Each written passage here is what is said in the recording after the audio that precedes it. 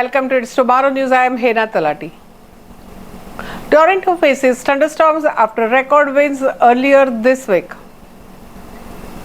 Toronto saw thunderstorms on Thursday afternoon, following a week of record-breaking winds.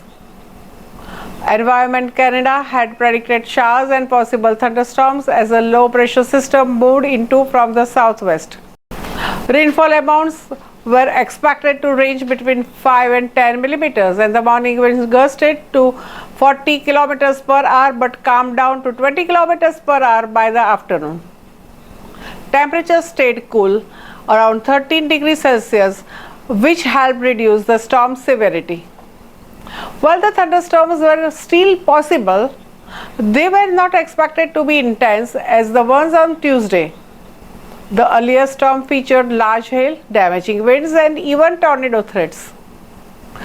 Tuesday's storm set multiple records, becoming one of the warmest, windiest, and most humid April days Toronto had ever seen.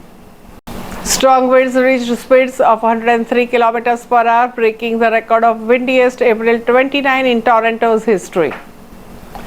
Temperatures peaked at 27 degrees Celsius, making it the warmest April 29 on record since Environment Canada started keeping track in 1942.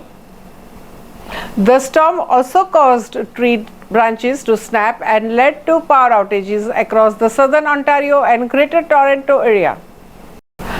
Tuesday's weather included fog patches overnight, which cleared by morning, but winds returned at 40 kilometers per hour.